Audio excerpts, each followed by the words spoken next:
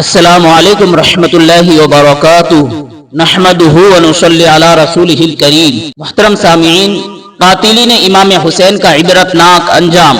عبد الملک کے زمانہ خلافت میں کوفہ پر مختار بن عبید ثقفی کو تسلط حاصل ہوا، یعنی اس کی حکومت آئی۔ اس نے کہا، میں قاتلین حسین میں سے ایک کو بھی دنیا میں چلتے پھرتے نہیں رہنے دوں گا، اگر میں ایسا نہ کروں تو مجھ پر اللہ و رسول کی لعنت ہو۔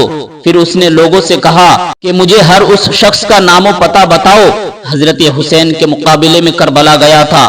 لوگوں نے بتانا شروع کیا اور مختار نے ایک ایک کو قتل کرنا اور سولی پر لٹکانا شروع کر دیا۔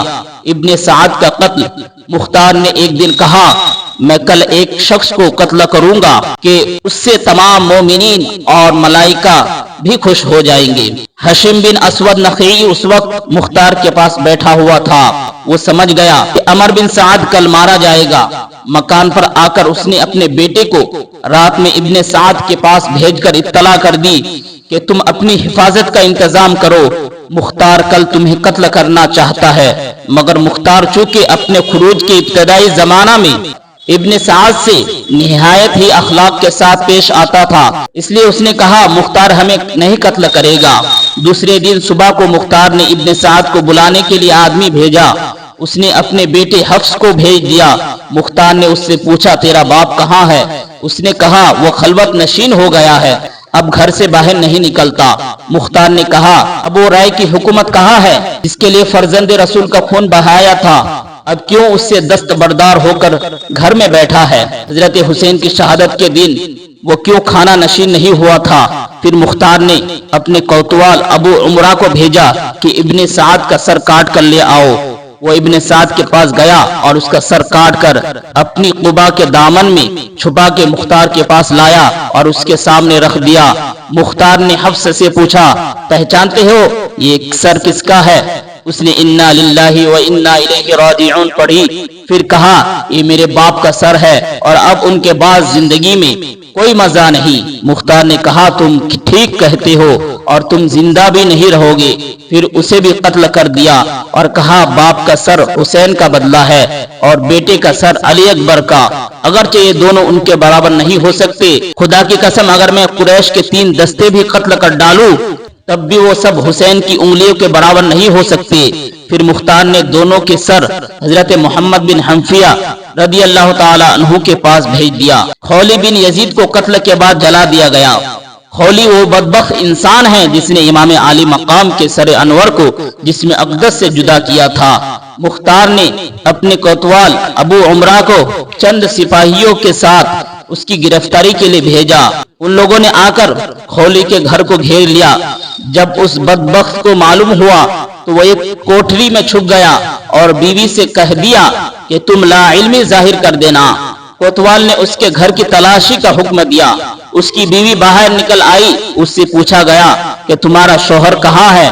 چونکہ جس وقت سے خولی حضرت حسین کا سر لایا تھا وہ اس کی دشمن ہو گئی تھی، اس لیے اس نے زبان سے تو کہا کہ مجھے معلوم نہیں وہ کہاں ہے، مگر ہاتھ کے اشارے سے اس کے چھپنے کی جگہ بتا دی۔ سپاہی اس مقام پر پہنچے تو دیکھا کہ سر پر ایک ٹوکرا رکھے ہوئے زمین سے چپکا ہوا ہے۔ اس کو گرفتار کر کے لا رہے تھے کہ مختار کوفہ کی سیر کے لیے نکلا تھا، راستہ میں مل گیا۔ اس کے حکم سے خولی کے گھر والوں کو بلا کر ان کے سامنے کھلے عام قتل کیا گیا، پھر اسے جلا دیا گیا اور جب تک اس کی لاش جل کر راکھ نہیں ہو گئی مختار کھڑا رہا۔ شمر قتل کے بعد کتوں کے حوالے کیا گیا۔ مسلم بن عبداللہ زیائی کا بیان ہے کہ جب حضرت حسین کے مقابلے میں کربلا جانے والوں کو پکڑ پکڑ کر مختار قتل کرنے لگا تو ہم اور شمر دل جوشن تیز رفتار گھوڑوں پر بیٹھ کر کوفہ سے بھاگ نکلے۔ مختار کے غلام زربی نے ہمارا پیچھا کیا۔ ہم نے اپنے گھوڑوں کو بہت تیزی سے دوڑایا لیکن زربی ہمارے قریب آ گیا۔ شمر نے ہم سے کہا، تم گھوڑے کو ایڑ دے کر ہم سے دور ہو جاؤ، شاید یہ غلام میری طاق میں آ رہا ہے۔ ہم اپنے گھوڑے کو خوب تیزی سے بھگا کر شمر سے الگ ہو گئے۔ غلام نے پہنچتے ہی اس پر حملہ کر دیا اور جب زربی اپنے ساتھیوں سے دور ہو گیا تو شمر نے ایک ہی وار میں اس کی کمر توڑ دی۔ جب مختار کے سامنے زربی لایا گیا اور اس کو واقعہ معلوم ہوا تو اس نے کہا اگر یہ مجھ سے مشورہ کرتا تو میں کبھی اسے شمر پر حملہ کرنے کا حکم نہیں دیتا۔ ضربی کو قتل کرنے کے بعد شمر کلتانیہ گاؤں میں پہنچا جو دریا کے کنارے واقع تھا۔ اس نے گاؤں کے ایک کسان کو بلا کر مارا پیٹا اور اسے مجبور کیا کہ میرا یہ خط مصعب بن زبیر کے پاس پہنچاؤ۔ اس خط پر یہ پتہ لکھا تھا شمر بن جوشن کی طرف سے امیر مصعب بن زبیر کے نام۔ کسان اس کے خط کو لے کر روانہ ہوا۔ راستہ میں ایک بڑا گاؤں آباد تھا جہاں کوتوال ابو عمرہ چند سپاہیوں کے ہمراہ جنگی چوکی قائم کرنے کے لیے آیا ہوا تھا۔ یہ کسان اس گاؤں کے ایک کسان سے مل کر شمر نے جو اس کے ساتھ زیادتی کی تھی اس کو بیان کر رہا تھا۔ ایک سپاہی ان کے پاس سے گزرا، اس نے شمر کو خط اور اس کے پتہ کو دیکھا، پوچھا کہ شمر کہاں ہے؟ اس نے بتایا، معلوم ہوا کہ 15 کلومیٹر کے فاصلے پر ہے۔ ابو عمرہ فوراً اپنے سپاہیوں کو لیے ہوئے شمر کی طرف چل پڑا۔ مسلم بن عبداللہ کا بیان ہے کہ میں رات میں شمر کے ہمراہ تھا۔ میں نے اس سے کہا بہتر ہے کہ ہم لوگ اس جگہ سے روانہ ہو جائے اس لیے کہ ہمیں یہاں ڈر معلوم ہوتا ہے۔ اس نے کہا میں 3 دن کے پہلے یہاں سے نہیں جاؤں گا۔ ابھی زیادہ رات نہیں گزری تھی اور مجھے برابر نیند نہیں آئی تھی کہ گھوڑوں کی ٹاپوں کی آواز آئی۔